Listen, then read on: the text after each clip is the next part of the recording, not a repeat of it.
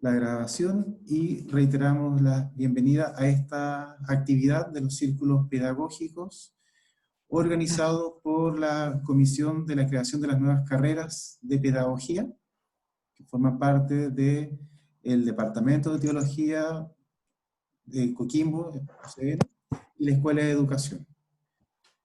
En esta oportunidad tenemos como invitado a Óscar Asmitia. Óscar es guatemalteco, tiene estudios de filosofía, psicología y un doctorado en pedagogía.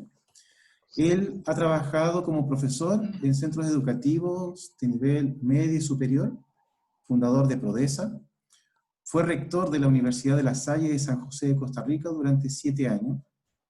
Actualmente dirige la Maestría de Innovaciones para el Aprendizaje y un doctorado para la Universidad Internacional Antonio Valdivieso. Él es director del Centro de Investigación y el doctorado de la Universidad Abierta de La Salle, de Andorra. Participó activamente en los procesos de paz de Guatemala, especialmente en la Asamblea de la Sociedad Civil, y ha diseñado diversos procesos de educación, así como participado en diversas iniciativas internacionales en el ámbito educativo y democrático. Es autor de diferentes artículos periodísticos y libros. El último lleva por título Repensando la educación desde la crisis.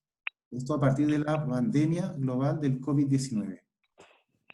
Se considera un educador comprometido con las grandes causas sociales y con la educación entendida como un proceso transformador de las injusticias e inequidades sociales. Su apuesta es por una educación liberada que promueve fuertemente la vida. Buenas tardes, Óscar, bienvenido. Gracias, David. Gracias. Les agradezco mucho la invitación a Silvia, a vos y a los que están en el grupo. Y para mí es una enorme alegría compartir un poquito lo que escribí en este documento que quiero presentarles. No sin antes enviar saludos a todos. Me siento súper honrado de tener a Jorge Osorio, a Carlos Calvo en el auditorio. Son mis maestros en realidad. Ellos son los que me han inspirado a todo este trabajo, así que me alegra mucho poderlos saludar desde ahora. Y como dijo David, voy a presentarles este trabajo que es Repensando la Educación desde la Crisis. Y lo quiero hacer partiendo de la crisis como buen educador popular que parte de lo que nos está pasando, lo que estamos viviendo continuamente en toda América Latina y en el mundo. La presentación tiene 5 partes, unas más rápidas que otras, y la primera es el contexto. Cuando menos lo esperábamos, este virus minúsculo y potente apareció. Nos acostamos en un mundo y despertamos en otro diferente. Un mundo donde los niños no terminan de entender por qué tienen que ponerse mascarillas. Los países cerraron sus fronteras para no permitir que el virus ingresara. Ya sabemos los educadores que no es nuevo pensar que el otro contagia y que el ingreso del diferente perturba. Ha habido muchas pandemias en la historia, la de la plaga de Marsella, el cólera, la gripe española, el SARS, el SIDA, el ébola, la gripe porcina, la gripe aviar, pero esta es la primera pandemia global que es multifacética, que afecta a todos los órdenes económico, social, político, educativo, sanitario, y donde los humanos estamos tan conectados, tenemos tanto acceso a la información y la vivimos en tiempo real. Y entonces esto hace que sea una crisis única, por su carácter multifacético, por la conexión en tiempo real y por tanto acceso que tenemos a la información. Todo esto junto nos lleva a un miedo global y como bien sabemos, quien controla el miedo de la gente se convierte en el amo de sus almas, decía Maquiavelo. Salieron muchísimas teorías que la gente sigue repitiendo y diciendo que si este virus mutó de un murciélago al ser humano, que si son los chinos malos que quieren dominar el mundo y ser la primera potencia, que es una epidemia selectiva del capitalismo para matarnos a todos los viejitos que tenemos más de 60 años, que la Tierra se está vengando, como decía James Lovelock en La venganza de Gaia, porque estamos atacándola fuertemente, que es un experimento social de dominación para ver hasta dónde nos lleva el miedo, que fue creado en laboratorios para que Bill Gates venda la medicina, que es una gripe común, pero lo que se busca es crear psicosis, o la teoría de que esa es una un karma que se da en todas las décadas de los 20, 1320, 1520. Eso no es cierto, se los digo de antemano. La gripe española fue en el 18 y no en el 20. Y finalmente, una teoría que en nuestros países de América Latina, tan cristianos, se maneja mucho, que es un castigo de Dios, porque las sociedades están impulsando el aborto, las sociedades están impulsando matrimonios igualitarios, y Dios se está vengando como una peste como las de Egipto. Lo que hemos visto es que inmediatamente en todos los países del mundo nos pusimos en una cuarentena que cada vez es más larga, perdón. Y salieron los memes, voy a usar muchos memes porque son como la expresión de la sabiduría popular que aparece en las redes sociales. Un meme decía, no se preocupen, el primer año de cuarentena es siempre el más difícil. O cuando apenas llevamos 6 días, decía alguien, me están dando ganas de subir al poste y ordenar los cables. Alguien decía que es una cuarentena más larga que un partido del Real Madrid cuando va perdiendo. Esta cuarentena vino acompañado de un confinamiento burgués. La OMS, la Organización Mundial de la Salud, pareciera no darse cuenta que todo el mundo no es clase media, que no todos tienen agua en sus casas para lavarse 8 veces al día las manos y usar gel, que mucha gente apenas tiene agua para beber y para cocinar. No todos pueden guardar distanciamiento físico en sus casas y la OMS lo está pidiendo. Y hago la diferencia entre distanciamiento social y distanciamiento físico. El distanciamiento social llevamos más de 500 años en América Latina y es esta distancia escandalosa entre clases sociales. Y lo que nos piden ahora es guardar distanciamiento físico. Esta crisis, de una u otra manera, dice Byung-Chul Chan, nos ha acabado totalmente con los rituales. Dar la mano, besar, abrazar, todo lo que nos hace felices se acabó. Y ahora por eso nos hace valorarlos tan fuertemente. Y ahí estamos en las redes sociales enviando abrazos virtuales que según la banda que tengamos tardan mucho tiempo en irse. Pero estos rituales se acabaron y los sentimos demasiado. Un meme decía que esta es la foto del 2020. Estas fotos tan tristes que hemos visto de señoras mayores que se despiden de sus hijos, nietos que no pueden despedir a los abuelos, gente que no puede entrar a enterrar a sus muertos. Todo esto es un dolor que se nos acumula durante esta pandemia.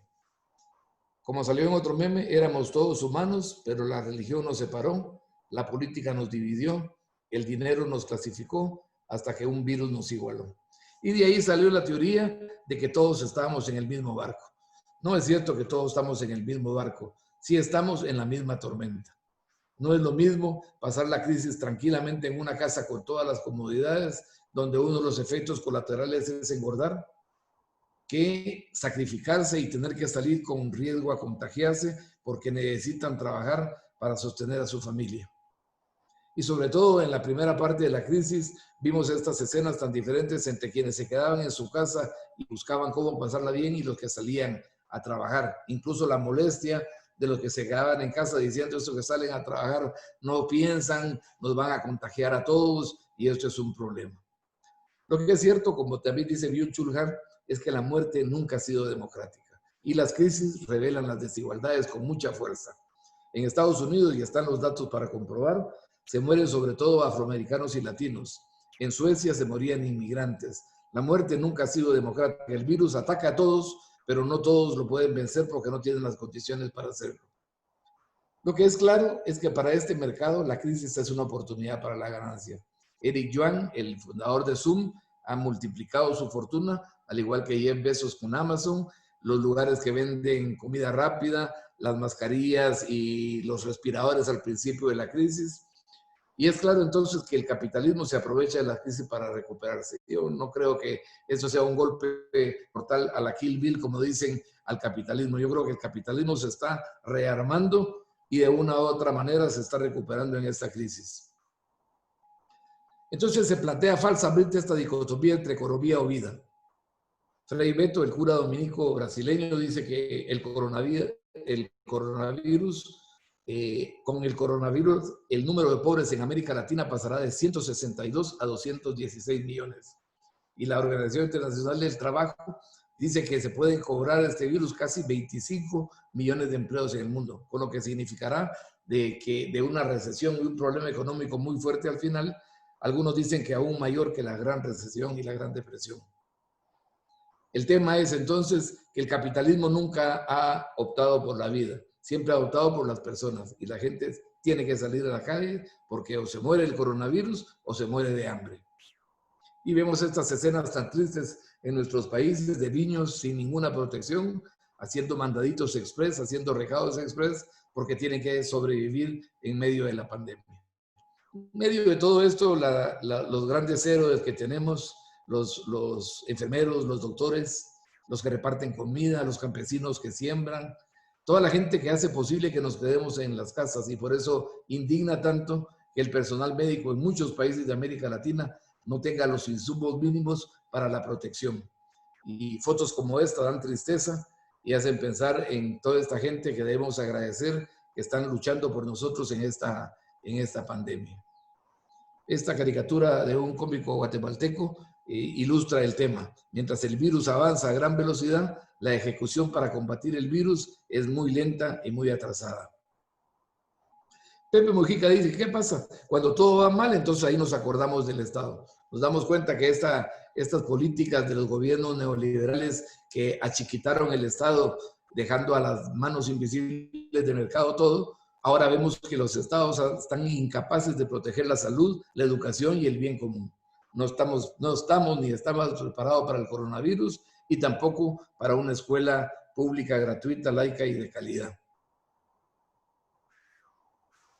Entonces, este capitalismo neoliberal, dice Naomi Klein, ha incapacitado al Estado para responder a emergencias, porque salva al mercado y no a los pobres, como en todas las crisis lo han hecho.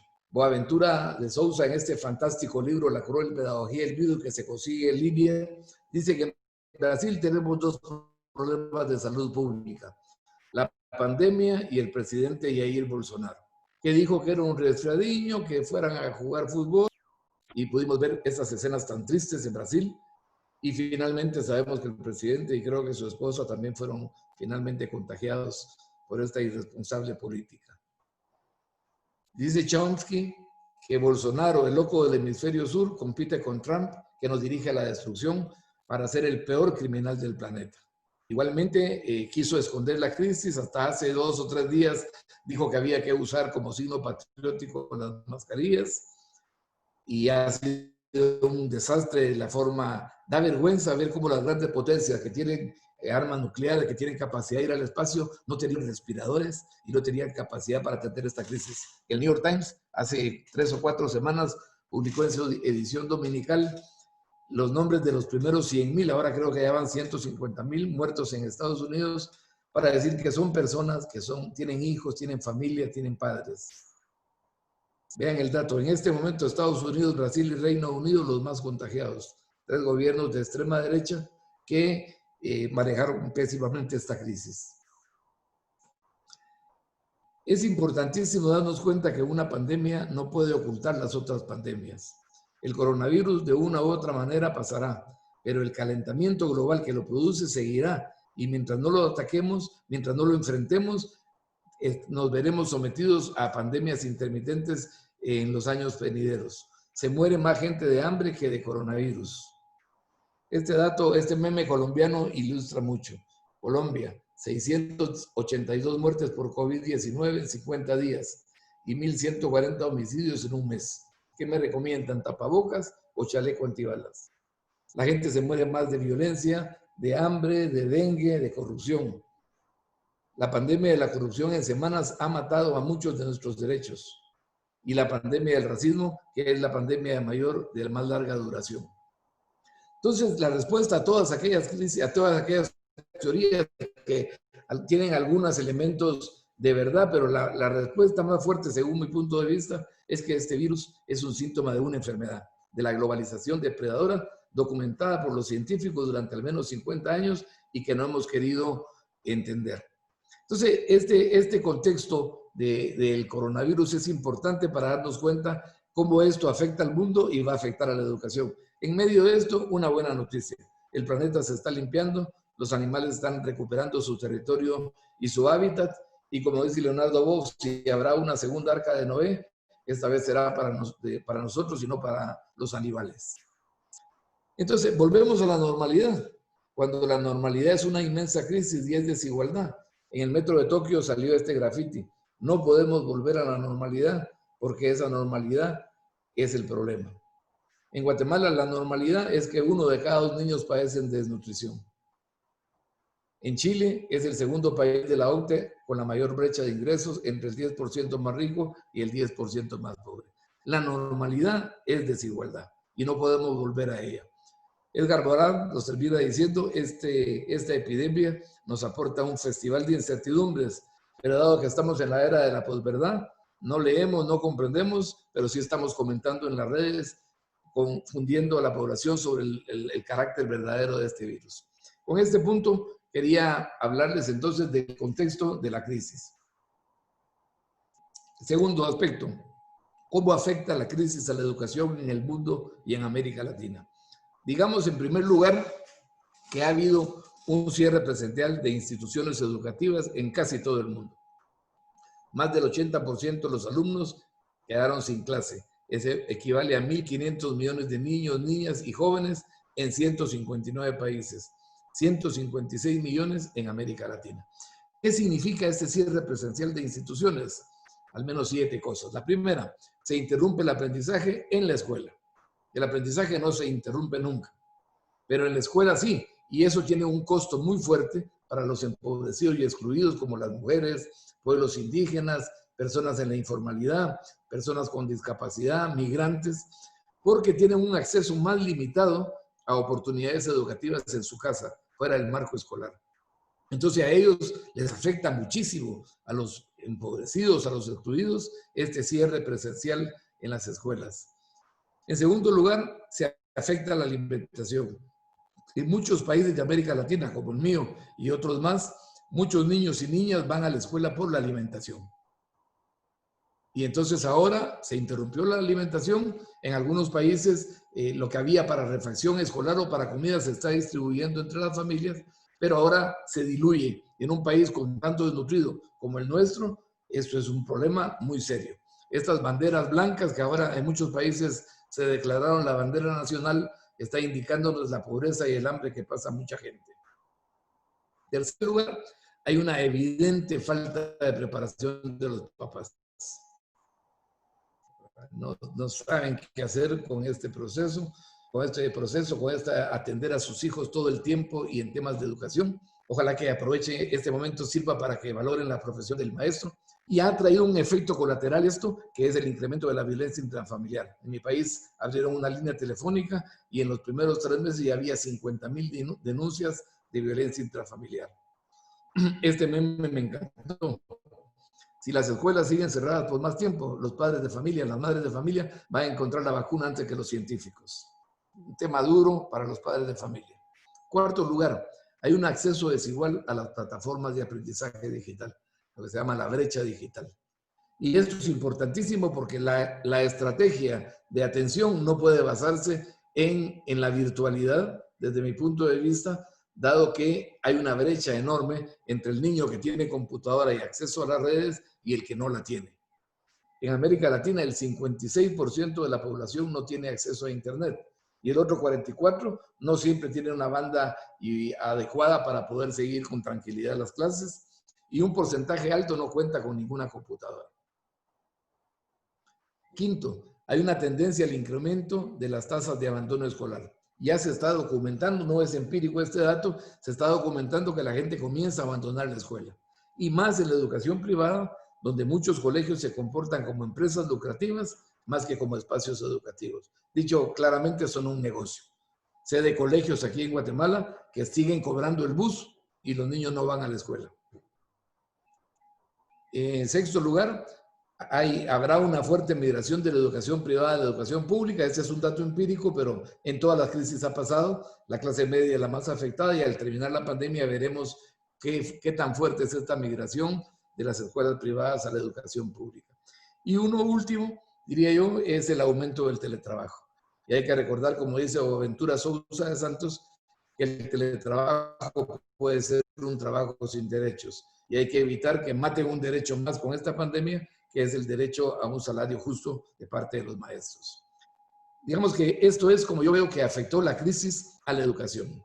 En tercer lugar, ¿qué han respondido los ministerios de educación, las universidades, la educación privada a esta crisis? ¿Cómo están respondiendo y qué está desnudando esta crisis? Digamos, en primer lugar, que los ministerios de educación dijeron, vamos a atender a nuestros estudiantes, en el caso de Guatemala, 4,5 millones de estudiantes, para que puedan continuar la enseñanza, pero ahora de manera virtual, utilizando la radio, la televisión y las guías de estudio. La radio no se está utilizando todavía, la televisión muy mal, y las guías de estudio están empezando a llegar. En todo lo que van de 4 meses, han llegado 2 guías de estudio, solo en matemáticas y en idioma español. Algo de ciencias naturales está empezando ahorita. Los países crearon sus plataformas, Aprendo en Casa en Costa Rica, Aprendo en Casa en Guatemala, Aprendo en Línea en Chile. Esta fue la primera respuesta de los ministerios. Las universidades, la educación privada, se pasaron, ya habían hecho algunas experiencias a la virtualidad. Aún en la clase media, fíjense este dato de España, 1/3 de los alumnos no siguen la educación a distancia durante el confinamiento. Y los expertos en Google Classroom y en estas otras plataformas hablan de las dificultades que dan estas plataformas de retroalimentarse entre alumnos entre sí, entre docentes y entre alumnos y docentes con el formato tradicional. Algunas aplicaciones están mejorando esto. ¿Qué podemos decir en general? Estoy hablando muy generalmente porque hay universidades y universidades, colegios y colegios, ministerios y ministerios, pero en general las clases virtuales han sido desorganizadas. No saben qué día les toca en el canal a la población, no son significativas, no son agradables, están descontextualizadas. Aquí recibimos programas de México porque no habían de Guatemala, exageradas en cuanto a las tareas y poco efectivas. Los alumnos están viendo las clases virtuales como esta ola gigantesca que se les viene enfrente. Y muchos dudan de la efectividad de la virtualidad. Este meme del lado derecho dice, después de las clases virtuales de ingeniería civil. Así quedó ese edificio, dado que no es muy difícil atender desde la virtualidad a la ingeniería. Y sabemos los vicios que hay de la educación virtual, el fraude que puede haber con los exámenes, o lo que algunos llaman la apoteosis del copiar y pegar, y el engaño que produce toda esta virtualidad malentendida. La impresión que yo tengo es que en general, no solo a los ministerios, sino a muchas escuelas y universidades y colegios, parece importarles que se aborden los contenidos para que el programa se cubra. Hay que cubrir el programa y entonces por eso mandan tantos contenidos. Que se hagan las tareas y se archiven en un portafolio para que haya una evidencia que hicieron el trabajo. Que haya una evaluación diagnóstica para cuando se reanude el ciclo escolar. Que se pongan calificaciones, que se reponga el tiempo escolar. Y aquí quiero hacer una anotación. La juventud y la niñez, como siempre, no han sido tomadas en cuenta. Hay una permanente invisibilización y una falta de capacidad de escuchar a los jóvenes, y en esta crisis no ha sido la excepción. ¿Qué decir de los docentes durante la pandemia? Han sido obligados a dar un salto al vacío en la virtualidad. No estaban preparados para eso, para esta educación remota de emergencia. Al principio saturaron de tareas a los estudiantes y deben atender a sus familias y cuidarse del coronavirus. Miren esta imagen, otro meme un poco triste y gracioso, ¿verdad? Pero es el profesor que tiene que frenar a sus hijos para que no dejen dar clases en línea. Hay profesores que me dicen que están trabajando 3, 4 veces más que antes, y otros que hablan de un estrés que es casi producto de una relación explotadora. Sabemos también que hay docentes que desde su precariedad y estrés se han esforzado. Esta foto del profesor de Huancavelica en Perú se hizo virtual, y en todos los países tenemos profesores que se están comprometiendo fuertemente, incluso pagando de su salario material para los estudiantes, que nos hacen recordar que los docentes, como decía Giroux, son un bien común, que merecen más respeto que muchas otras profesiones. Yo pienso, y es una cosa que no están trabajando, en el momento de aprovechar el aprendizaje para las competencias blandas, no me gusta ese término, para las habilidades para la vida. La creatividad, la criticidad, la comunicación, la colaboración, el trabajo en equipo, el sembrar un huerto, el plantar un árbol, en cantar canciones, en desarrollar su imaginación, en pintar cuadros, en cuidar a sus hermanos. Todo esto es momento. Yo les comento, les comparto que el día de hoy estamos terminando una propuesta para presentar a todos los profesores de esta área donde yo estoy viviendo, que es Sololá, de cómo pueden trabajar todo esto en estos 5 o 6 meses que nos quedan de educación en pandemia, para aprovechar estas habilidades para la vida, para quitar el estrés a los estudiantes, a los padres de familia y a los profesores. Si ustedes quieren, se las comparto con muchísimo gusto. La estamos diagramando ya para repartir la próxima semana. Esta crisis, la cuarentena, no hace más que dejar al descubierto que la escuela no funciona. Yo quiero mencionar 4 problemas estructurales que desnuda esta crisis sobre el tema de educación, que están muy bien reflejados en esta maravillosa producción chilena de la educación prohibida, donde el maestro Carlos Calvo tuvo tanta participación. Primero, es un sistema educativo que reproduce la inequidad y la justicia, especialmente con los pobres y los excluidos. Es un sistema excluyente que hipoteca el futuro. Mientras un niño tiene que venderle comida a los otros niños que estudian en la escuela, no logramos que este sistema cumpla el derecho de nuestras constituciones de que todos los niños y jóvenes vayan a la escuela. Hace días celebramos la fiesta del Día Mundial contra el Trabajo Infantil y el póster fue que los niños solo se cansen pero de jugar. Entonces el primero es un sistema que reproduce la exclusión y la desigualdad. Segundo, es un sistema educativo monocultural. Y creo que Chile ahí tiene una tarea pendiente, y Guatemala igual, los países que tienen población indígena significativa, porque la escuela tradicional, con un falso universalismo del conocimiento, está escasamente o en nada relacionada con la cotidianidad de los pueblos indígenas. O lo que es más cierto, intencionalmente la reprime y combate. Es decir, un sistema homogeneizante, monocultural, discriminador y racista. Y entonces encontramos en escuelas indígenas este falso universalismo occidental en los materiales educativos y vemos cómo la escuela homogeneiza hasta tal punto que tira por la borda todas las culturas. Tercero, es un sistema educativo sin calidad. Los procesos educativos, decía Francisco Gutiérrez, están centrados en la enseñanza y por eso no funciona la educación. Dice, la educación no funciona, decía Francisco, porque hay mucha enseñanza. Y Einstein decía, el aprendizaje es experiencia, todo lo demás es información. Este sistema educativo sin calidad se refleja en la preponderancia de las clases magistrales, en la escasa producción de conocimiento. Como decía Chomsky, si enseñas lo mismo que hace 5 años, es que tus teorías están muertas o lo estás tú.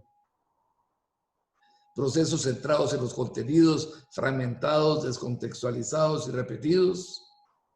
Metodologías inadecuadas, con el fin de que entre vosotros y vuestros profesores existe una colaboración y dentro del marco de una pedagogía más liberal, permitiremos el aburrimiento aunque se note, pero queda terminantemente prohibido el alboroto. Metodologías inadecuadas y aburridas, promoción de virtudes pasivas como la obediencia y la sumisión, que has aprendido en el colegio a irme acostumbrando. Y finalmente un desconocimiento del contexto vital de la persona y de sus capacidades de aprendizaje. La mamá que le dice a la profesora, quisiera que mi hijo entre a la escuela para que por lo menos aprenda las 4 operaciones básicas. Ah, dice la maestra, sumar, restar, multiplicar y dividir. No, morder, masticar, tragar y digerir.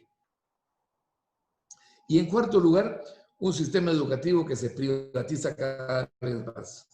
Ya el nivel secundario y diversificado y la universidad ya es más privado que público. Y es porque la educación se ve como un negocio, como una mercancía, como un servicio, cuando la educación es un derecho y un derecho movilizador de otros derechos. Y esto pasa, según Marco Raúl Mejía, por el desembarco neoliberal que ha habido en la educación en América Latina. En los últimos 35 años, la mayoría de las reformas educativas se han hecho con el patrocinio y la asesoría del Banco Mundial, dice Marco Raúl Mejía, colombiano. Una síntesis de esto nos la da Carlos Calvo cuando dice que la escuela está mal concebida, razón por la que las reformas no lograrán revertir los malos resultados ni las consecuencias asociadas con aquello. Hay que desescolarizar la escuela, restituyéndole la riqueza de los procesos auténticamente educativos. Conocen este libro de Carlos, que es una maravilla, que da pistas de cómo salir del mapa escolar para pasar al territorio educativo. Y para terminar este punto, la impresión que yo tengo es que no se cuenta con una estrategia para la vuelta a clases que tome en cuenta lo aprendido en esta crisis. Y si no la tenemos, qué triste que no la hayamos aprovechado. Y este es el punto cuarto, es hablar la crisis como oportunidad. Estamos ante una encrucijada civilizatoria, donde la crisis para los chinos, sabemos todos, significa peligro, pero también una oportunidad de cambiar la civilización, para repensar nuestro modo de relacionarnos con las personas y con la naturaleza.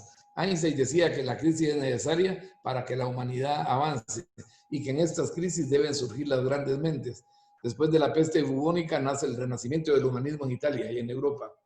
Albert Einstein dice que en los momentos de crisis solo la imaginación es más importante que el conocimiento. Entonces, ¿qué estamos esperando para avanzar, para que surjan las grandes propuestas imaginativas de un nuevo proceso educativo? La crisis es una gran oportunidad para la educación.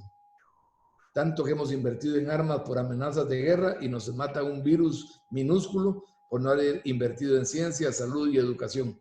Me gusta analizar el caso de Costa Rica, que después de abolir el ejército invirtió en educación y en salud y tienen uno de los mejores sistemas de salud del mundo, y la educación es de un nivel mucho más alto que el resto de Centroamérica. Es la oportunidad de invertir más en educación y de de comenzar a escuchar a los estudiantes, muchas veces silenciados en nuestros procesos educativos. Yo he visto unos 40, 50 webinars sobre educación. Solo uno ha sido con jóvenes para escucharlos qué nos quieren decir de cómo están viviendo esta pandemia y los procesos educativos.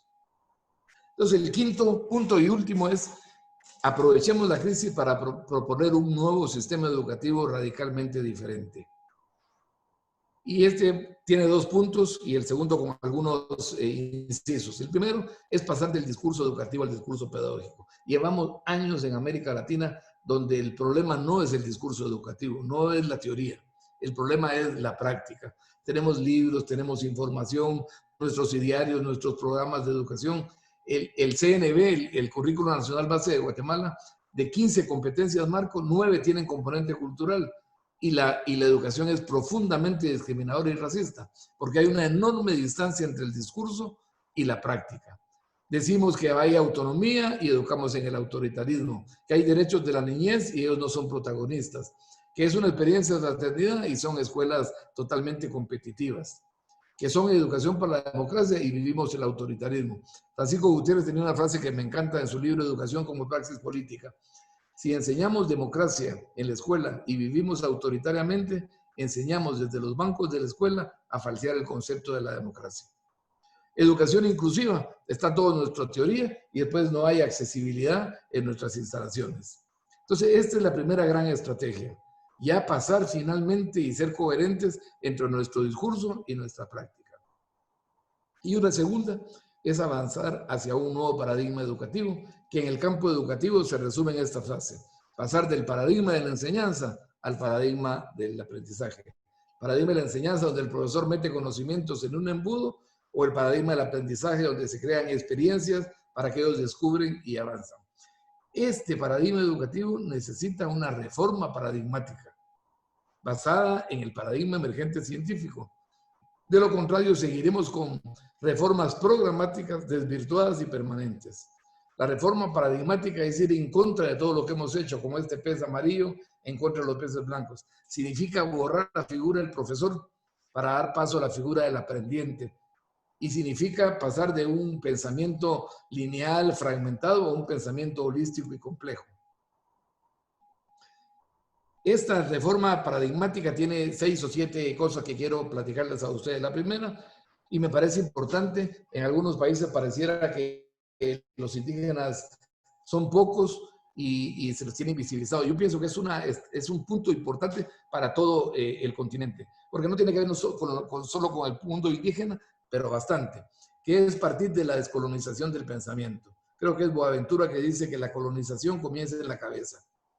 Y esto en el campo educativo significa al menos 2 cosas: comprender lo colonizador que hay en nuestra escuela para transformarlo y erradicarlo, y segundo, reconocer la validez de otras epistemologías, en este caso las indígenas, para dialogar y aprender de ellas, porque ahí hay una gran sabiduría. Cuando salió el libro de Jacques Delors, La educación encierra un gran tesoro, un educador maya guatemalteco dijo, cuando la escuela no toma en cuenta la cultura, en lugar de que la educación encierra un gran tesoro, la educación entierra un gran tesoro. Entonces, es ese punto de partida de la descolonización del pensamiento que se materializa en una propuesta de educación bilingüe intercultural crítica. Yo creo que es una propuesta para toda América Latina y debe ser política de Estado. La educación bilingüe intercultural no es solo para los indígenas. En mi país los indígenas son los más interculturales. Debe ser para todo el país, para toda la población. Y los idiomas indígenas deben tomar fuerza en todas las escuelas del país. Segundo lugar, significa aceptar todo el proceso educativo en la vida. Lo que Humberto Maturana llama la biopedagogía, que dice que el propósito de la educación es defender y promover la vida, porque los procesos vitales y de aprendizaje son uno mismo. Este proceso exige una educación en y para la incertidumbre, especialmente en tiempos de crisis, que son casi el tiempo permanente que nos toca vivir. En tercer lugar, promover procesos educativos con calidad para la vida plena. Es el mensaje del Papa hace unos meses a los educadores cristianos, decía, educar no es solamente transmitir conceptos, eso sería una herencia de la ilustración que hay que superar, una triste herencia.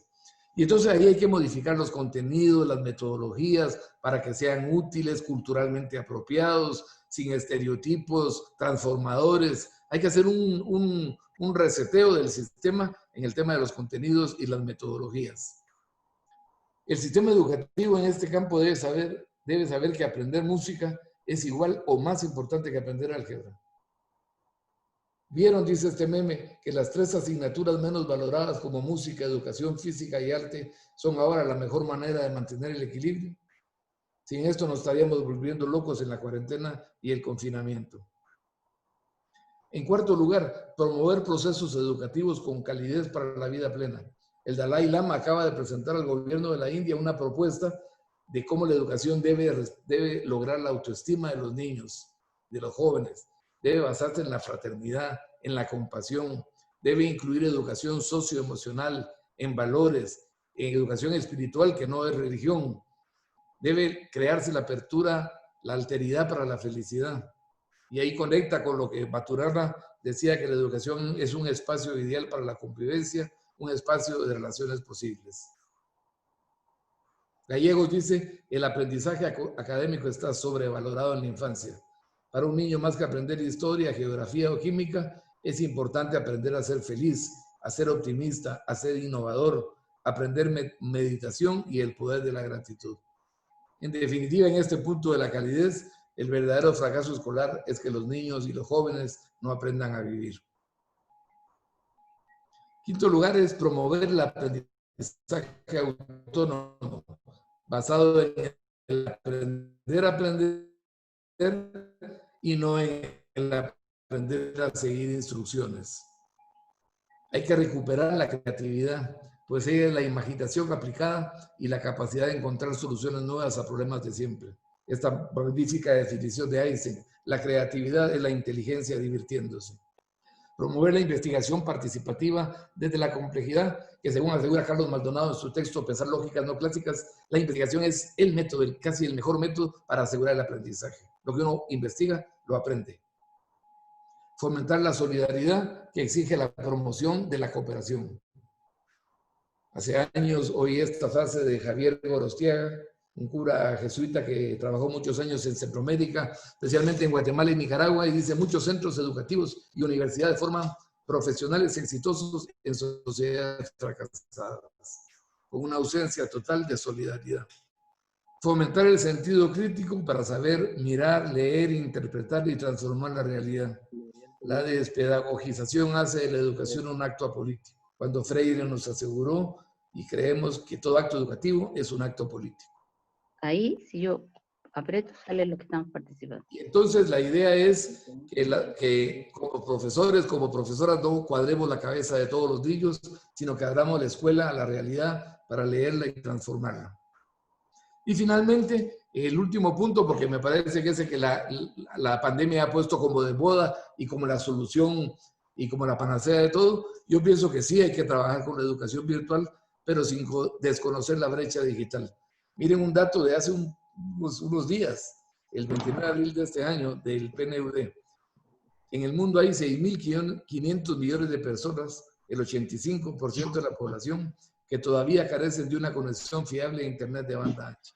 Si eso es así en el mundo y más fuerte en nuestros países, esta no puede ser la solución.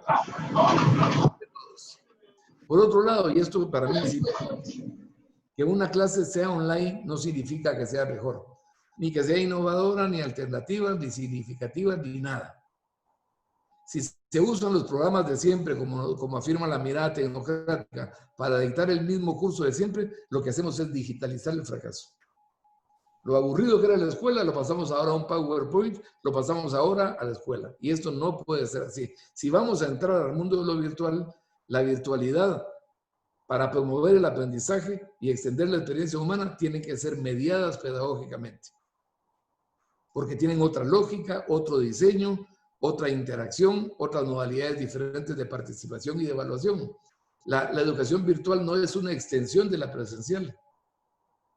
Y dado que no hay esto, hay que avanzar al uso de la televisión, la radio y la telefonía, siempre y cuando logremos que sean servicios gratuitos. Eso está muy claramente expresado en la propuesta que hemos elaborado. Ninguna plataforma puede cambiar la vida de un estudiante, dice Nucho Ordine, en la utilidad de lo inútil.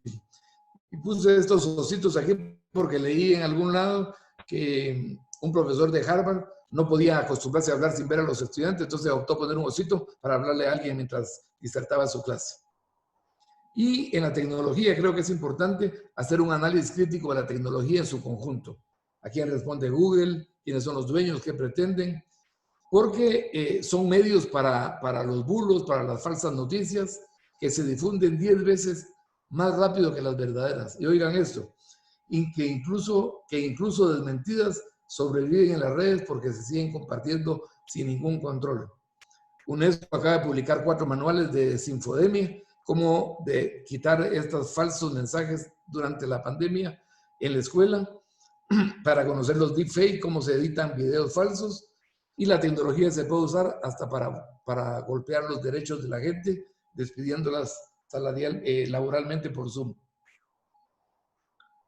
Entonces estamos hablando en el fondo que es urgente nuestro compromiso para asegurar el derecho a una educación de calidad, pública, laica, gratuita, para todos y a lo largo de la vida. Debemos defender la educación pública, pero educación pública de calidad, laica, gratuita, a lo largo de toda la vida. El derecho a la educación, como dice Nadine Gordimer, es tan esencial como el derecho al aire y al agua, pero además moviliza otros derechos, como ya lo mencioné. Y se incluye en este derecho a la educación atender a las personas más vulneradas, más golpeadas por el sistema. Aquí pongo el ejemplo de las personas con alguna discapacidad que nos hacen hacer una educación en la diversidad, en la inclusión, que lógicamente inicia por un lenguaje respetuoso y nos hace entender que la discapacidad no es otra cosa que nuestra incapacidad para entender que todos tenemos capacidades diferentes. En esto yo pienso que es importantísimo aprovechar la crisis para asegurar la dignificación y profesionalización docente. Y esto pasa fundamentalmente por mejorar sus derechos salariales. Creo que en República Dominicana salió esta caricatura que me encanta. El diputado recibió por error el cheque de un profesor, no lo resistió. Por eso se lee en Charlie Hebdo: la cuarentena demuestra 3 cosas. 1, nuestra economía se derrumba tan pronto como deja de vender cosas inútiles a las personas sobreendeudadas. 2, es perfectamente posible reducir la contaminación. Y 3, que es el tema que estamos viendo, las personas peor pagadas del país son las más esenciales para su funcionamiento. Y a los profesores hay que atenderlos desde la formación docente. Hay profesores que no leen un libro de pedagogía desde 1926. Tiene que haber un compromiso también de los profesores y de las instituciones sobre el tema de la formación docente y hoy en el tema de la alfabetización digital. Hay muchas memes, me encantó: ¿dónde diablos están mis alumnos? Y dice Augusto, ese es el microondas. El problema de los profesores mayores, los los que no son nativos digitales sino migrantes sobre el tema de la alfabetización. Quiero terminar, creo que me pasó un poco el tiempo, citando a Francisco Tonucci, que dice que cuando empecemos de nuevo, ojalá pronto, estamos exigidos, pero yo digo, no solo cuando empecemos de nuevo, sino ya ahora durante la pandemia, estamos exigidos a inventar otra escuela y otra sociedad. Porque, dice Ramonet, las cosas no pueden continuar como estaban. Una gran parte de la humanidad no puede seguir viviendo en un mundo tan injusto, tan desigual y tan ecocida. Es momento de cambiar en esta encrucijada civilizatoria. Yo sé que la humanidad casi nunca ha aprendido nada de sus errores y de repente no vamos a ser nosotros los primeros, pero peor sería no intentarlo. Así que por mi parte, creo que hay que luchar. Sé que algunos pesimistas, realistas, después de la crisis, dicen que todo seguirá exactamente igual, solo que un poco peor. Que el capitalismo seguirá, que la migración seguirá, que la explotación seguirá y que lo que nos dan son unas ganas de bajarnos de este mundo. Yo por mi parte, como les digo, les invito a optar por la esperanza, sin ingenuidad, que sabe la dificultad para cambiar, especialmente si el cambio es profundo y radical, pero que se suma a los que luchan para que las cosas sean de otra manera, que se suma a los que quieren empujar a este país para llevarlo adelante. Yo pienso que la esperanza es una virtud latinoamericana que hoy debemos relanzar. Siempre y cuando cumplamos lo que dice de Einstein, verdad que lo he citado tanto en esta conferencia, que es locura hacer una misma cosa esperando resultados diferentes. Si queremos resultados diferentes, debemos hacer las cosas y por consiguiente debemos reinventar la pedagogía. Y para reinventarla sin miedo tenemos que resetear el sistema viejo de educación, de escuela, de sistema educativo que no de educación. El tiempo está en nuestra contra. No lleguemos, ya estamos demasiado tarde, no lleguemos más tarde. Grandes cosas son posibles si nos unimos. Y creo yo que es importante que nos unamos con fuerza, con pasión de educadores, porque otro mundo y otra educación no solo son posibles, sino urgentes. Muchas gracias, yo lo dejo ahí para el diálogo. Perfecto, muchas gracias, Oscar. Yo creo que se han instalado ideas muy interesantes para reflexionar, para discutir. De verdad es un tema que nos debe llevar como docentes a replantearnos cómo estamos abordando la educación hoy en día. La crisis se vuelve, como varios lo han dicho en el chat, una verdadera oportunidad. Surgieron muchas inquietudes, muchas reflexiones, así que voy a tratar de unificarlas en algunas preguntas para tratar de encauzar todas esas reflexiones que surgieron. La crisis ciertamente nos da la oportunidad de repensar la educación, pero pareciera ser de que se insiste en mantener esa educación transmitiva solo desde un canal diferente, la virtualidad. Acá en Chile, durante el mes de mayo, se discutió sobre cómo abordar el currículum y habían dos propuestas posibles. La nuclearización, unir las asignaturas con las cuales trabajamos y abordar problemáticas, o la priorización curricular, seleccionar un par de objetivos. Finalmente ganó la opción de la priorización, que fue la propuesta lanzada por el Ministerio de Educación. Entonces se vuelve la lógica de los contenidos, con la cobertura, y pareciera ser de que no aprendimos en ese momento. ¿Qué piensas tú de eso? ¿Cómo lo han vivido en Guatemala? De acuerdo, gracias David. Y hoy quisiera, previo a esto, decir dos comentarios que salieron de lo primero que dijiste. Yo creo que el cambio va a venir fundamentalmente desde abajo. Pretender que los ministerios, con toda su burocracia, con toda su experiencia de burocratización, etcétera, quieran cambiar, va a ser difícil. Pero sí se puede con el ministerio en los niveles locales. Esta mañana yo me reuní con el supervisor de Sololá, del área donde estoy, un área indígena donde yo trabajo, y él está dispuesto a hacer los cambios. Y el sistema ni se va a dar cuenta ni le interesa. Pero pensar que el ministerio como tal, acaban de venir las nuevas guías, solamente abordan matemáticas y idioma español, punto. Es lo único que interesa. ¿Por qué? Porque es lo que mide PISA. Y lo que quieren es no quedar mal para el ranking de las escuelas y no quedar como salvajes, ¿verdad? Pero en realidad hay que buscar el cambio desde abajo. Yo siempre digo que es mejor pedir perdón que permiso. Y que ponerse la excusa que el gobierno y que el ministerio controla, en nuestro país por lo menos es una excusa falsa. Un supervisor atiende alrededor de 80 escuelas oficiales por persona, por cada supervisor, más las escuelas privadas del contexto. Con lo cual no llega ni una vez al año a las escuelas. Y cuando llega es para un asunto administrativo. A mí me parece que el tema, ya yendo a la segunda parte del comentario de David, yo creo que la priorización es lo mejor. Y Carlos Calvo lo dice claramente, no hay que tener miedo a reducir contenidos si la mitad de contenidos no sirven. Entonces, la propuesta que nosotros estamos haciendo se basa en la priorización, pero también en la interdisciplinar, romper la lógica fragmentada de las materias y utilizar 4 o 5 materias por un periodo de 3 semanas con ejercicios de criticidad, de creatividad, mediadas pedagógicamente, priorizando contenidos, y eso va a quitar el estrés a profesores, a padres de familia y a estudiantes, porque solo tienen una guía para 3 semanas. Creemos que eso es más efectivo. Yo he pensado otra vez, si solo aprendieran durante la pandemia a leer, porque no leen ningún libro aparte de los del colegio. Entonces, utilizar algunas de esas técnicas para hacer, en el caso nuestro, que ayer en el Congreso se planteó que se va a seguir virtualmente hasta diciembre. Tenemos 5 meses para probar esto, que después nos sirva para cuando regresemos a clases. Perfecto, muchas gracias.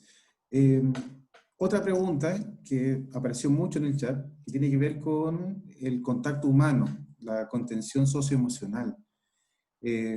¿Cómo crees tú que se puede recuperar ese contacto humano que se está perdiendo? ¿Ya? Ese distanciamiento social, como se ha dicho, que finalmente es el gran problema. Esa distancia que se está marcando gracias a la pandemia, con las diferencias de acceso, etc. ¿Cómo crees tú que se puede abordar?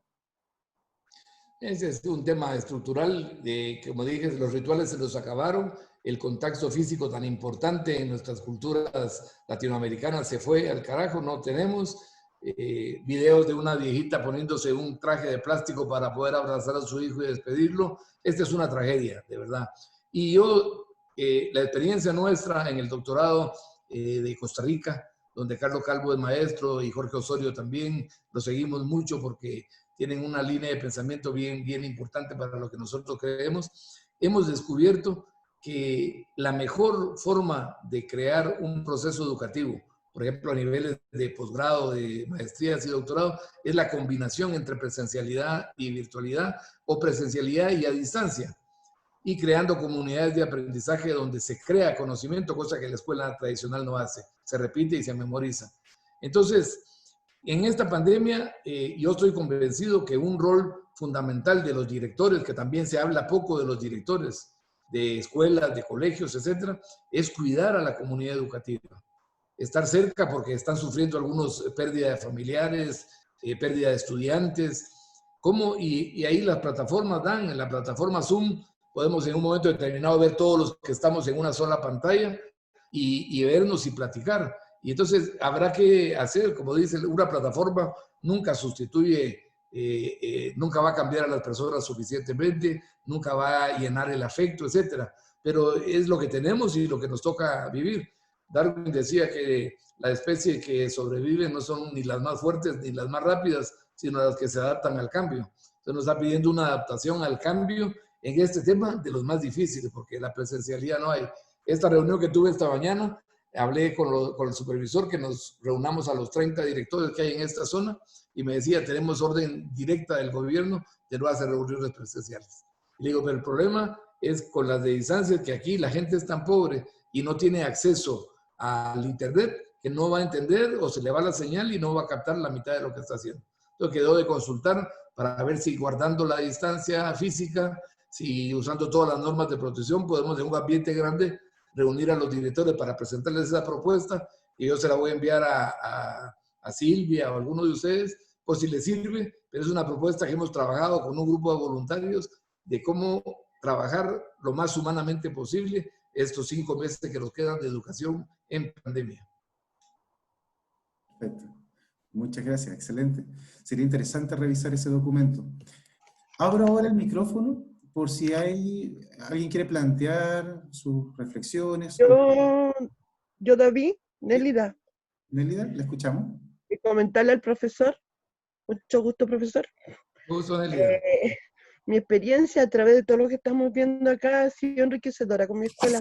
Trabajo en una escuela en Antofagasta, colegio vulnerable, y de verdad yo me siento muy orgullosa y en este momento también de mi UTP, y el equipo de gestión, la directora que nos han guiado por un buen trabajo. Fue difícil, especialmente para mí que no soy muy tecnológica o no era, y esto me obligó a aprender, me obligó a volverme tecnológica, pero de todo lo que usted está diciendo hemos cumplido con varias cosas. O sea, aparte que el ministerio hizo la priorización, también estamos haciendo la articulación con la asignatura, con poca guía para 2 semanas, con la asignatura que para algunos colegas eran las menos importantes, para mí son todas importantes, que lo que usted nombró: música, artes y tecnología y religión. Están articuladas con las áreas de lenguaje y matemática. Igual estamos haciendo ciencia, historia, pero ya con la priorización. Lo enriquecedor de esto, para mí como profesora, es que hay 3 tipos de niños. Los niños que no tienen acceso a Internet bajo ninguna circunstancia.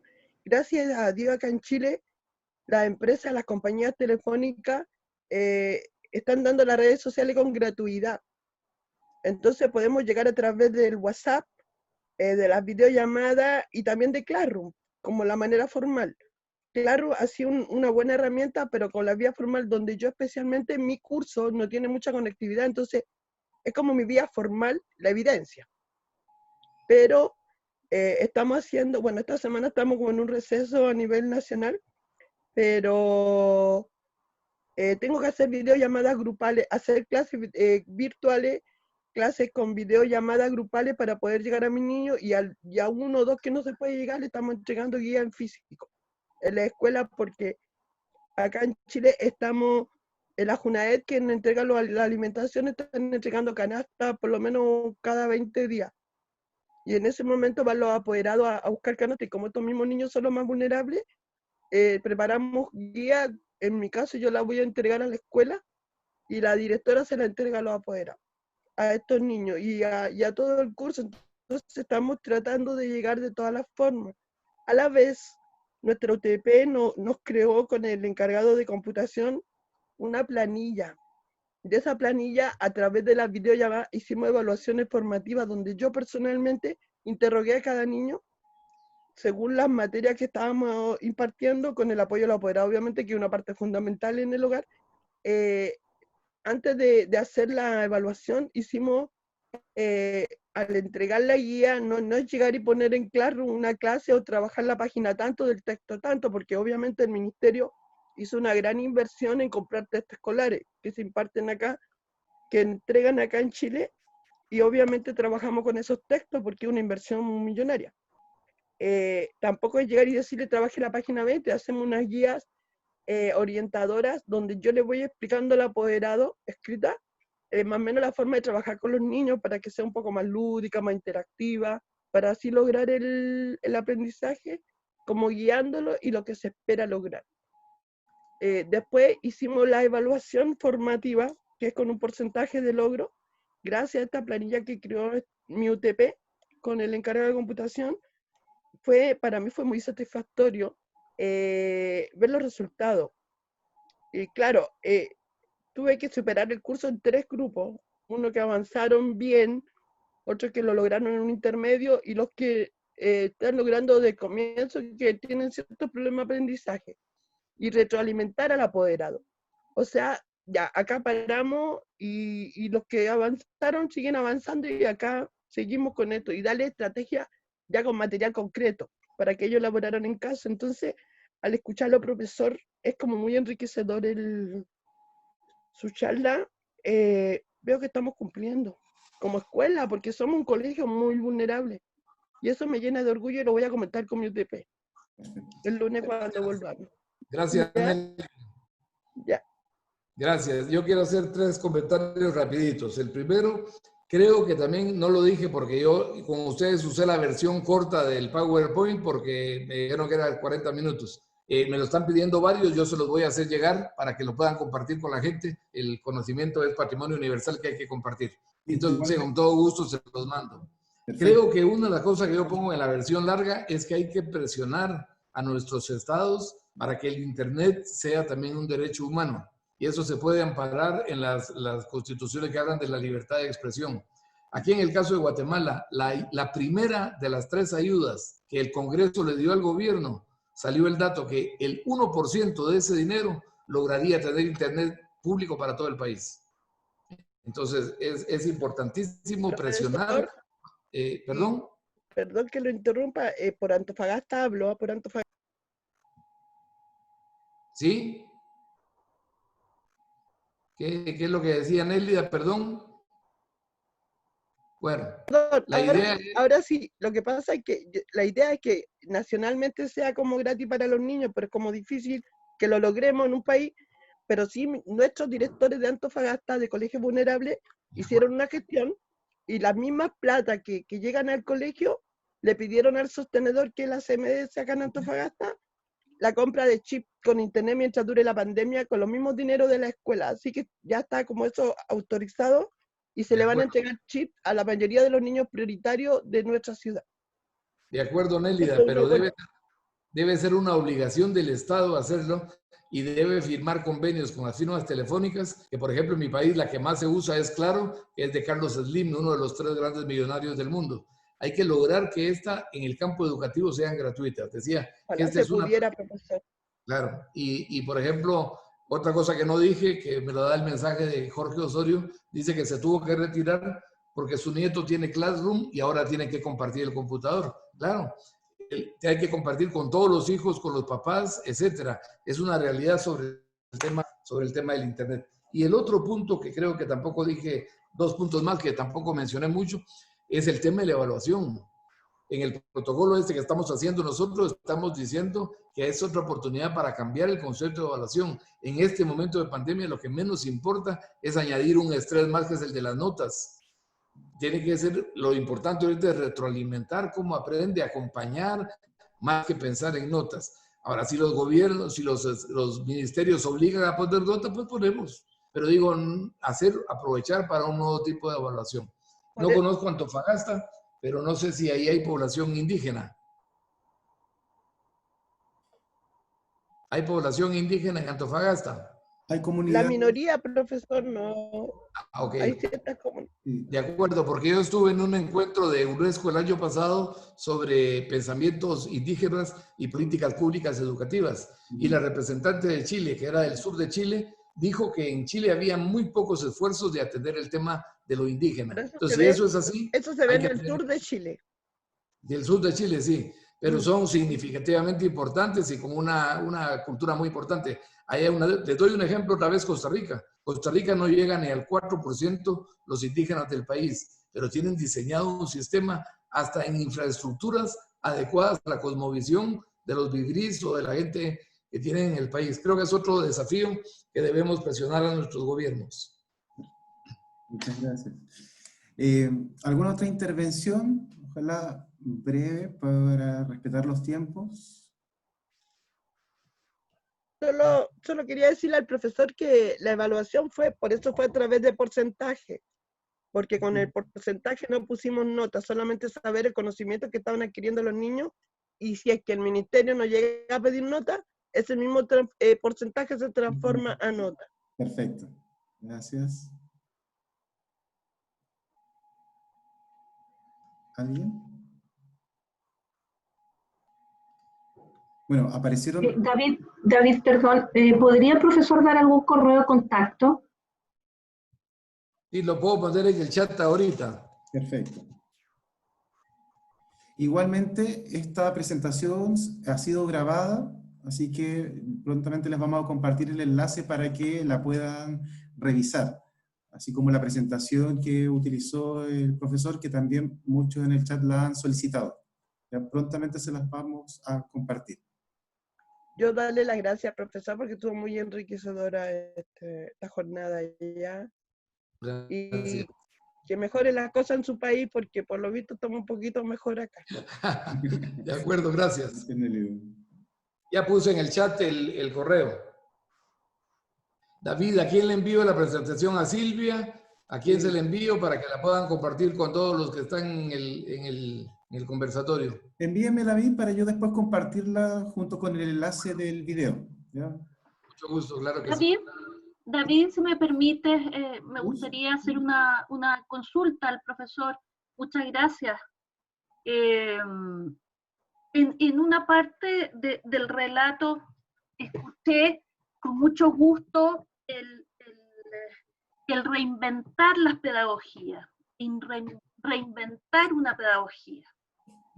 Y en ese orden de cosas me gustaría saber, en esa reinvención, al menos 4 características o 3 de este profesor a propósito de la pandemia. Porque ¿qué hemos aprendido el profesor? Sí. Además de las TICs, como decía la profesora Nelly, o otra serie de cosas, ¿no?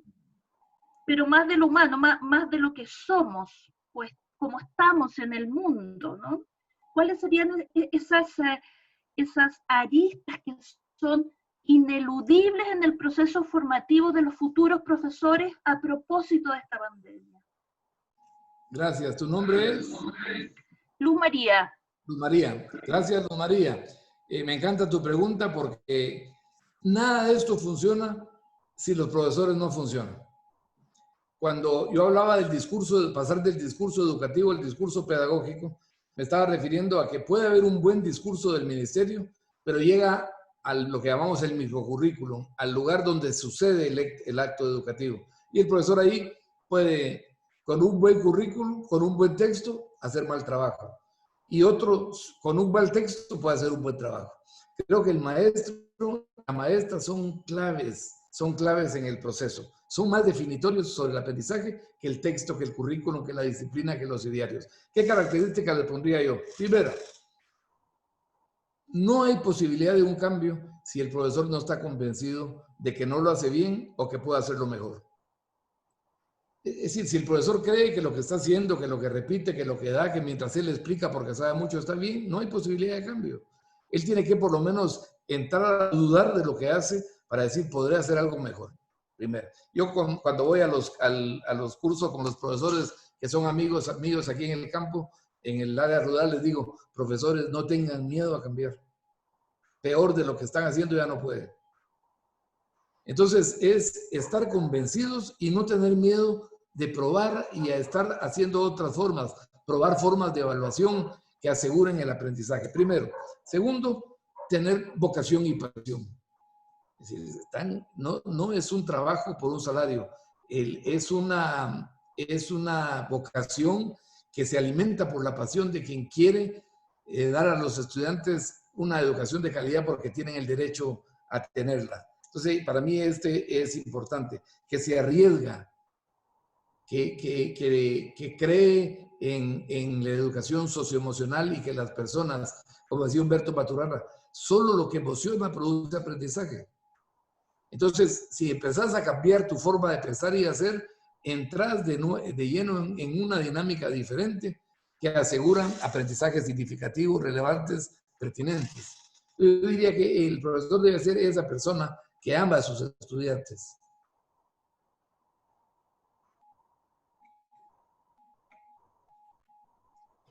Perfecto. Muchas gracias. ¿Alguna otra? Profesor, ¿Sí? disculpe lo último. Nosotros amamos a nuestros estudiantes y por algo estudiamos pedagogía porque amamos nuestra profesión. Qué bueno, Nélida, me alegra mucho. Perfecto. Gracias. Nélida, ya mandé mi correo, mandame lo que ustedes están haciendo ahí en Antofagasta, que puede mejorar la guía que estamos haciendo nosotros, Sí, así la por favor. compartimos y vamos mejorando. Sí. Y yo le voy compartiendo lo que estamos haciendo como escuela, que de verdad me llena de orgullo después que lo escuche a usted. Muchísimas gracias. Mi TP se va a sentir más orgullosa. Eso. Perfecto. Bueno, igual les pedimos David, que puedan anotar sus correos en el chat para que después les podamos compartirlo. ¿Bien? Sí, ¿vale? Hola David, dar las gracias por esta hermosa iniciativa y agradecer al profe que, bueno, yo le hablo desde la última oficina salitrera que está quedando en el mundo y para mí, y tú sabes que es un orgullo trabajar desde este espacio y desde este rincón del mundo, en realidad. Es una situación totalmente distinta y ha sido difícil. Ha sido difícil para nuestros profesores sumarse a esto, porque muchas veces no tuvimos, y nadie tuvo, los conocimientos para poder enfrentar esto tan difícil que en realidad que nos chocó específicamente en lo emocional, porque desde un momento a otro, un día fuimos a clase, abrazamos a nuestros niños y el día lunes ya no pudimos ir más.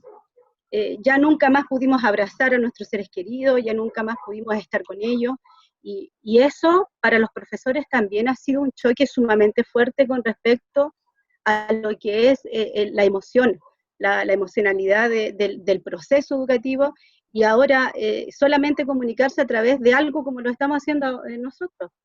Ha sido un desafío. También tenemos la comuna de Quillagua, que nunca había tenido una asistencia remota con respecto a los aprendizajes, pero nosotros ahora los 28 alumnos de esta comuna rural ya tienen un módem, tienen sus tablets en su establecimiento y están trabajando en forma remota.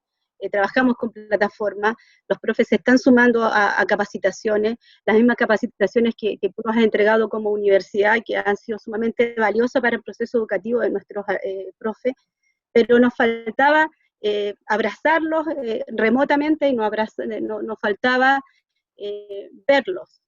Y de hecho trabajamos y empezamos a hacer muchas reuniones virtuales, y ha sido un proceso difícil, pero que siempre les he dicho, porque hemos tenido reuniones con incluso apoderados, no me gusta que nos que digamos que es un año perdido. Siento que un año perdido es difícil enfrentarlo para una persona que ha perdido un ser querido. Y nosotros, gracias a Dios, tenemos la vida y podemos seguir luchando contra esta pandemia y podemos hacerlo mejor para nuestros hijos y para nuestros niños, especialmente para los estudiantes. Así que gracias, David, nuevamente por tu trabajo, por el apoyo que nos pueda estar dando, y al profe agradecer desde Chile, desde la última oficina sanitaria del mundo, esta intervención. Y qué más rico es esto, David. O sea, nunca habíamos pensado en tener esta afinidad con gente desde otros espacios del mundo, y desde esta comuna poder hacer este lazo es maravilloso. Es lo que ha sido positivo dentro de lo negativo de la pandemia. Gracias, David, y gracias al profe por todo el apoyo. Gracias, Johanna. Johanna, sí. Johanna, gracias, porque yo tengo muchísimo respeto por lo que se está haciendo en cada rincón del mundo, y por eso que no estamos haciendo ni educación a distancia, ni educación online, ni sincrónica, ni así. Estamos haciendo emergencia, educación remota de emergencia. No estábamos preparados, ni teníamos la metodología, ni los equipos, ni la formación. Entonces, todo lo que se haga es algo que merece nuestro respeto. Así que me alegra mucho lo que hacen ustedes por allá. Exacto. Y aprovecho de agradecer, porque tenemos personas conectadas de distintas partes también del mundo y de Chile. Hay gente de Coyhaique, Nueva Zelanda. Bueno, Johanna, que nos habla desde la oficina de María Elena. Entonces, hay personas de distintas partes que, al menos paradójicamente, la tecnología nos ha alejado, pero también nos permite encontrarnos y acercarnos por esta vía. Una última reflexión, pregunta, comentario, para que ya podamos ir cerrando. Me gustaría, David, buenas tardes a todos, profesor Oscar, trabajo y el equipo que asesora a Carlos y Silvia de la Universidad Católica del Norte, y estamos pensando en proyectos de nuevas carreras de formación de profesores. Las características que usted señala, más que una vocación, una pasión por enseñar. Y en esta dinámica, en esta descripción tan clara, ¿no es cierto?, e impactante de cómo nosotros nos hemos visto afectados por el COVID, en el fondo, quisiera hacer a lo mejor usted darnos algunas orientaciones generales, no sé. Hoy día vemos claramente que el derecho a la educación, a la protección, al bienestar de los niños, de los jóvenes, están siendo, ¿no es cierto?, han sido vulnerados. O sea, tanto ha sido, como usted lo plantea, es un enorme reto, desafío para las familias actualmente, como lo han señalado también otros colegas. Y sobre todo aquí vemos que de alguna manera las diferencias se han como, de alguna manera, se han amplificado, estas diferencias sociales en términos de justicia y equidad. Entonces, ¿cómo usted, de alguna manera, en este diagnóstico que compartimos, ¿no es cierto? Yo creo que todos los que estamos aquí compartimos este diagnóstico, ¿qué características debiera entonces poseer este profesor que se está formando, que está pensando en la realidad, que tiene los pies en la tierra, con estos desafíos enormes? ¿Qué características debiera tener ese profesor? Sí, yo creo que en el tema, está un poco dicho en el tema cuando hablé yo de la formación para el sentido crítico, para la justicia. Yo creo que es importantísimo tener dos posturas frente a este tema. La primera es una postura epistemológica, es decir, entender lo que está pasando en nuestros países, que va más allá de una mirada superficial, sino poder ver a profundidad, mirar a profundidad qué es lo que está pasando, porque solo en la medida que entendamos el fenómeno estamos en capacidad de resolverlo. Entonces yo creo que la primera cosa es el carácter político que debe tener un educador, de saber leer, entender, para poder transformar la realidad. Y en segundo lugar, una postura ética. Una vez que ha entendido lo que pasa en la realidad, cuáles son las causas, qué es lo que está detrás, cuáles son los entramados de la pandemia, los entramados de la realidad política de nuestros países, comprometerse a cambiar desde la educación. Una universidad, yo estoy convencida, que tiene un papel político fundamental en nuestros países, pero es un papel político que va desde la academia. No somos un movimiento social, somos una academia que tiene acciones sociales, no digo que no las haya. Yo no sé si ustedes conocen, en Chile es conocido Ignacio Ellacuría. Ignacio Ellacuría es uno de los mártires de la Universidad, la UCA de El Salvador, que mató el gobierno a varios jesuitas ahí. Él tiene un libro que se llama Escritos Universitarios. Y para mí es una joya para que trabaje en la universidad. Acaba de salir una reedición por la Universidad del Salvador y la de Guatemala. Y él viene a decir que el objetivo de la universidad es transformar el país, y que de las tres funciones sustantivas, la fundamental es lo que se llama la extensión o el compromiso social. Y dice esta frase: toda la docencia y la investigación debe estar en función del servicio social y del compromiso. Y ahí está el carácter político del profesor, que no es un militante político, sino es desde la academia, desde la academia, desde la investigación, cómo transformamos la sociedad. Hay escritos fantásticos de Ellacuría sobre las 5 partes de las funciones de la universidad que podemos compartir con ustedes. Perfecto. Muchas gracias, Oscar. Bueno, ya estamos en la hora. Queremos agradecerte que hayas podido acompañarnos en esta tarde.